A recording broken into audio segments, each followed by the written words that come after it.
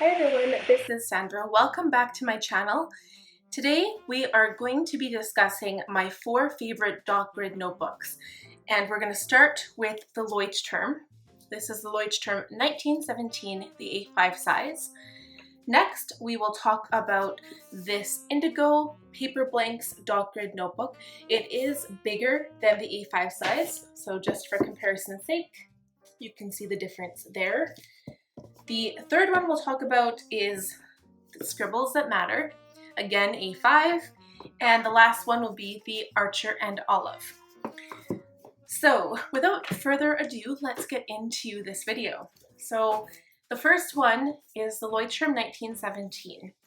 Now this is probably the first official dot grid bullet journal I have used, and now I know that there are a lot of people that I have talked to anyway that don't know what bullet journaling is, and I won't go into depth about the topic.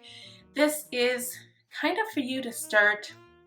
If you are interested, these are the best 4 options in my opinion, and to be fair, I haven't tried any other notebooks. I think the other one I'd like to try is the Rhodia Goal book, I believe it's called, but right now on Amazon it's $65 and I just can't justify that kind of money. So for this Leuchtturm, I think I purchased it on Amazon, it was probably about 2 years ago now, and I think I got it for $24.99 or $26, and you can purchase them in Indigo and Chapters and Kohl's, and I think they're kind of pricey, but they do sometimes go on sale. I think I got the gold, silver, and bronze Leuchtturm 1917s for $9.99 because they were out on sale and they just had too much in stock. So just kind of keep your eye open for deals. So now, when you're first talking about the paper, it does have fairly thin paper. So probably out of all of the notebooks I'll talk about, these 4 today, this has the thinnest paper. The good thing about this notebook though is that when you write on it, it has less tendency to smear no matter what type of pen you're using, because the paper seems to soak up the ink, and that's kind of one of its features. There are 249 pages in this journal, so this journal does have the most pages. And as long as you're not using a really juicy gel pen or a really juicy brush pen, I wouldn't worry too much about it leaking through. So obviously a Sharpie will just destroy your pages, so never use a Sharpie in this bullet journal. But if you're just using a black gel pen to make lists and write notes and use it for a bullet journal purpose, then this one's good to go. And I can use my Tombow dual brush pens in here and it's still okay. You will have a little bit of ghosting though. I can actually show you, this is my pen test page at the back of the book. And if you can see that, it wasn't bleeding through, but it does ghost, which just means you can see the color from the other side. I think the one that doesn't hold up, besides for Sharpie, are the Marvy Colorin brush pens. Those ones are very, very juicy and the paper just shreds. And you can't really use watercolor in here either. I wouldn't advise it. And the paper is a little yellow tone, so it's kind of like a cream color instead of a bright white. And the dots are fairly light, so that is one reason for liking this journal. And if you're really careful, you can probably get through one of these journals. It'll last you an entire year if you're using it for bullet journaling. So there are plenty of reasons to like this journal. It does come with an elastic to close it. It does not have a pen loop, but it does come with 2 bookmarks. And it also has a folder in the very back cover of the book that you can stick photos or whatnot in. And that is pretty much it. The color selection is pretty good. They have a wide variety of colors, so if that's something that interests you, this is a good choice. This is a good choice for somebody who doesn't want to spend a lot of money on notebooks, and it's also fairly relatively easy to get and to find. Moving on, This is the second journal I'll be talking about. I'm currently using one of these Indigo Paper Blanks notebooks and I love it. So it is bigger than an A5 and I personally like that because I can make my calendar and my spreads just a little bit bigger. The problem is if you're used to using an A5, then you need to now get used to a bigger page, if that makes sense. So it does have all of the same features as the Leuchtturm, but the index is just these lined pages, so you can pretty much write whatever you want, or as for most bullet journalists, you can just create your own index. So the dots on here are probably a little bit darker than the Leuchtturm. This is also a cream colored paper, but the pages are a little bit thick. It still feels the same as the Leuchtturm, just a little bit thicker. And there are only 236 pages in this journal, so just a handful fewer than the Leuchtturm. It does come with a little elastic to close the book, and it also has a pocket.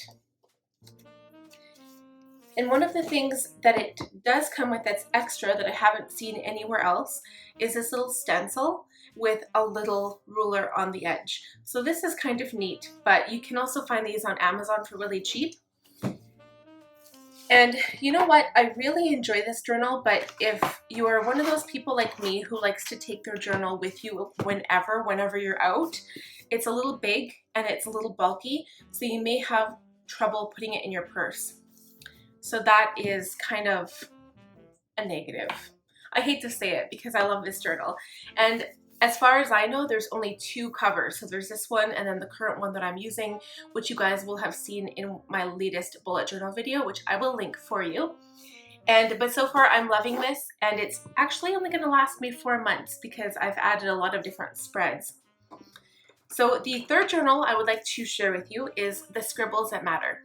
Now this was the second bullet journal that I used, and I honestly have to say, out of all of the ones I've used so far, this is my favorite because it is smaller, so it's more portable. It still has the elastic.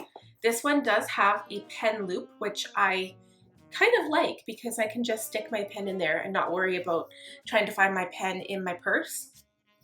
You open up the cover and it has this little page where you can write your name, and it does have an actual key, which none of the other journals I've looked at have, and it has a dedicated index.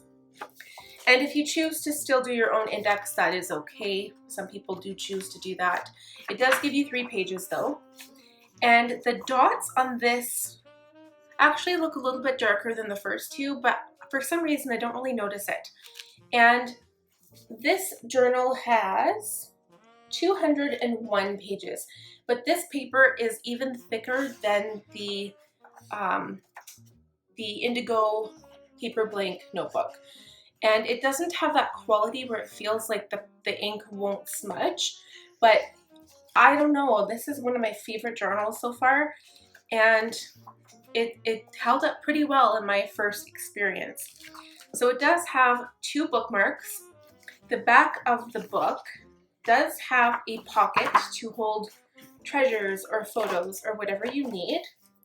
And it is kind of colorful. I just wanted to show that because I never really noticed that before. But it's like the light teal color and it has this pink accent everywhere. I like that. And this journal particularly comes with like every single color that you could, I don't know if you could imagine, but it's got every color. And I do have a few different colors in this journal. So it also comes with a dedicated pen test page, but normally you would just take the back page of your journal and do a pen test of all the pens that you would use in your journal just to make sure that none of them bleed through. If they ghost, it's not a big deal. That means that you see the shadow on the other side, but it doesn't bleed through. But you can test it here, and then this just gives you room to write when your journal was ended and a few words of reflection on your journal.